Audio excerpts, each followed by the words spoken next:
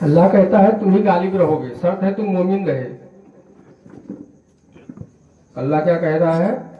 تم ہی غالب رہو گے، شرط ہے تم مومن رہے۔ غالب کا مطلب کیا ہے؟ حضور غریب نواز اکیلے غالب ہوئے ہیں، مخدوم سمنا اکیلے غالب ہوئے، حاجی مریم دلہا اکیلے غالب ہوئے ہیں۔ مومن اللہ دوست مومنوں میں سے بناتا ہے، جو جتنا متقی ہوگا مومن بننے کے بعد اللہ اسی میں سے اپنا دوست بناتا ہے۔ اور مومن بھی وہ دوست ہی ہے، ہدایت کوئی دے نہیں سکتا اللہ کے مرضی کے بغیر، اللہ کے حکم کے بغیر ہدایت کوئی دے ہی نہیں سکتا ہے۔ کوئی فرشتے دے یا خود اللہ دے دے، اللہ ہی دے گا۔ اللہ کہتا ہے تم ہی غالب رہو گے۔ غالب سمجھتے ہیں نا آپ؟ سمجھتے ہوں گے نا غالب کس کو کہتے ہیں؟ غالب شرط ہے، لیکن اللہ نے شرط رکھی ہے، شرط ہے تم مومن رہے۔ اور حضور کہہ رہے ہیں اس وقت تک مومن نہیں بن سکتا جب تک میں محمد تیرے جان مال ماں باپ بھی بچوں زیادہ محبوب نہ ہو جاؤں۔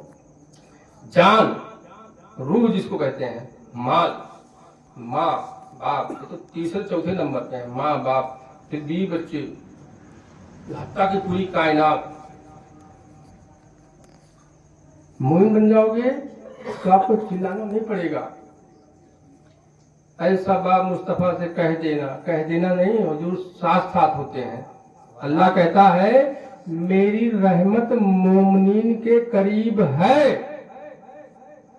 تو رحمت سے مراد کیا ہے؟ رحمت للعالمین، یعنی حضور ہی رحمت ہے۔ اللہ کہتا ہے میری رحمت مومنین کے قریب ہے، یعنی ساتھ ساتھ ہے۔ پھر وہ چلا کے نہیں کہے گا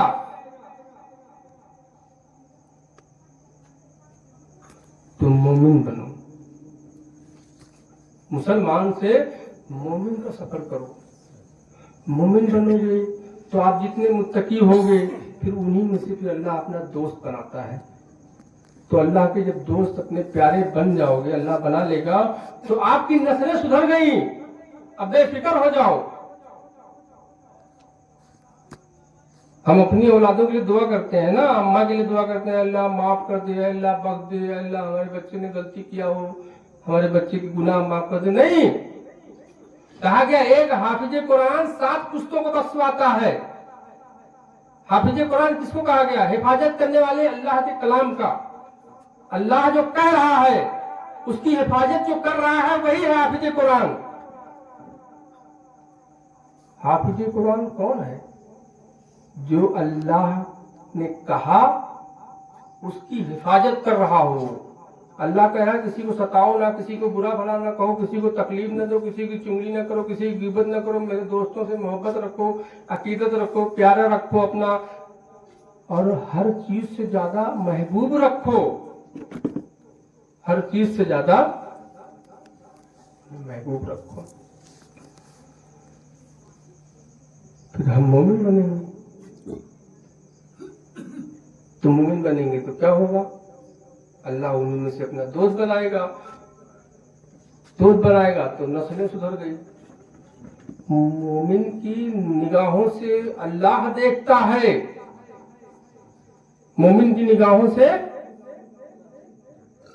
اللہ دیکھتا ہے، اور انہی میں جو اونچے ہیں، مقام ہیں، جن کو اللہ نے ایک سے بڑھ کر فضیلت دی ہے، پھر انہی کے بارے میں کہہ رہا ہے ان کا دیکھنا میں بن جاتا ہوں، ان کا جو بولنا میرا بولنا، ان کا سننا میرا سننا، ان کا پکڑنا میرا پکڑنا، ان کا چلنا میرا چلنا، ان کے فیصلے ہمارے فیصلے۔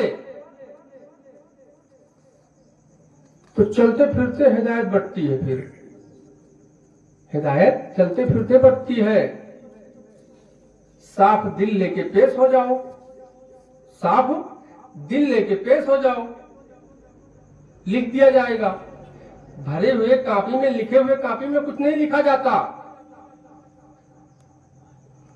تو حافظ قرآن کون ہے؟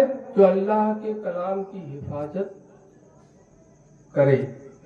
آپ اگر حفاظت کر رہے ہو، جو کچھ بھی اللہ نے کہا ہے، اللہ نے کیا کہا ہے؟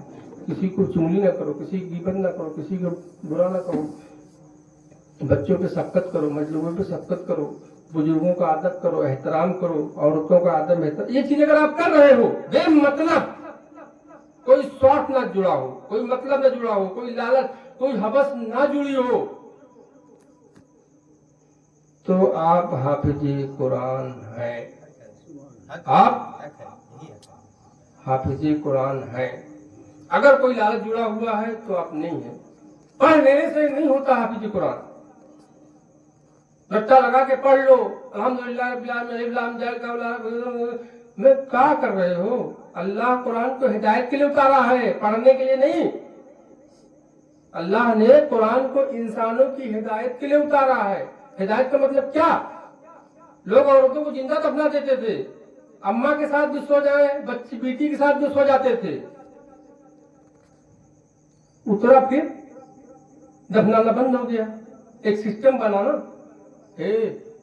10 साल 12 साल का लड़का हो जाए तो माँ के बगल में न सोए. एक कानून, एक सिस्टम बनाया गया.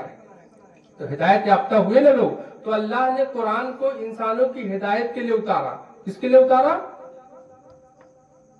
ताकि तुम हिदायत पा जाओ, तुम्हें जीने का सलीका हो जाए, अपने रब को पहचानो. रब ने हमें बनाया है, इस दुनिया में क्यों भेजा है, भेजने का क्या मकसद है, हम क्यों इस दुनिया में आए हैं? कमाने खाने या बस शादी करो और बच्चे पैदा करो बस हो गया? अल्लाह ने इस कायनात को अपनी पहचान के खातिर बनाई है कि अपने रब को पहचान लो. और उसके लिए अल्लाह ने महबूब बनाए कि उनके जरिए ही हमें पहचानोगे. उनके